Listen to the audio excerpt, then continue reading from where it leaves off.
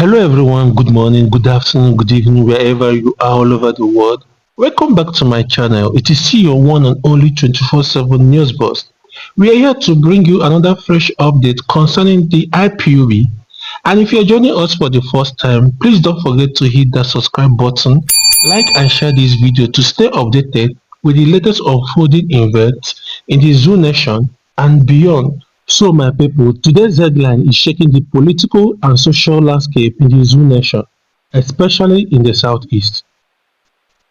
The Zoo government has vowed to take additional steps against Simon Ekpa, the self-proclaimed Prime Minister of Biafra, following his conviction by a Finnish court on terrorism-related charges. But beyond the headlines, this story opens up deeper questions about insecurity, propaganda, and the future of IPOB.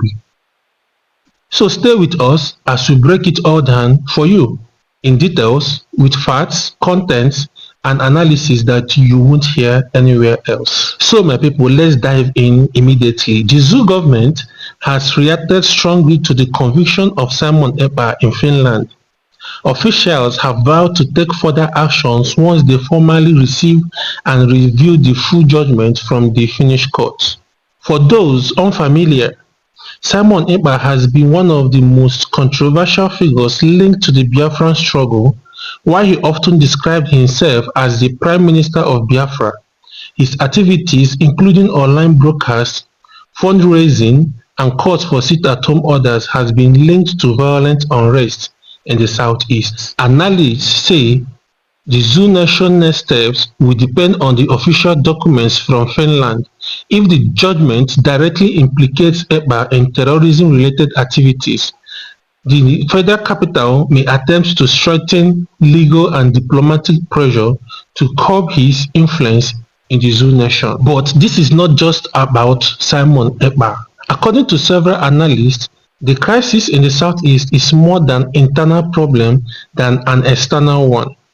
They argue that the so-called unknown gunmen are not truly unknown. In fact, many of them are said to be well-known members of their own communities.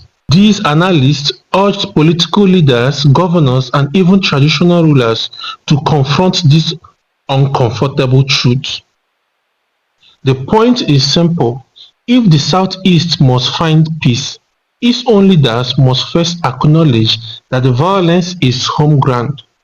Pointing fingers outside the region, they say, only delays real solution. Meanwhile, in Anambra State, police and allied security forces claim they dismantled a camp belonging to IPOB and its armed wing, the Eastern Security Network (ESN). However, IPOB quickly fired back, demanding that security operatives upload video evidence of this so-called operation. The group dismantled the entire report as nothing more than propaganda aimed at tarnishing their image.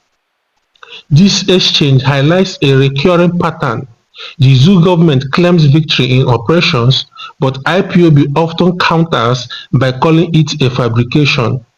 The result is a constant battle of narratives, leaving ordinary people in confusion about what is real and what is fake. Now, let's return to Finland, where the real legal drama unfolded. According to Barrister Christopher Chidera, a member of Nnamdi Kanu's Global Defense Consortium, the Finnish court's ruling has been widely misunderstood. Here is what actually happened. The district court in Finland convicted Simon Ekpa on charges of participation in a terrorist organization, incitement to violence, tax fraud, professional misconduct.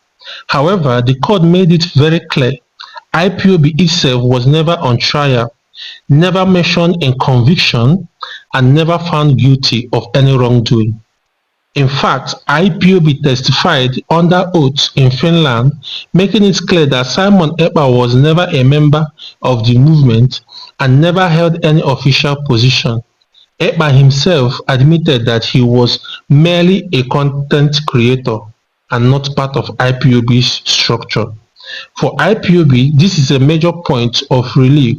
If Finland have evidence against them, this trial would have been the perfect opportunity to expose them, but no such evidence existed. Barrister Chidera also criticized what he called malicious propaganda against IPOB and its detained leader Nnamdi Kanu.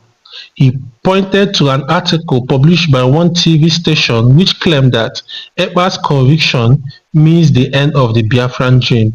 He dismissed this as a hatchet job, accusing the authors of deliberately twisting the truth to discourage the movement.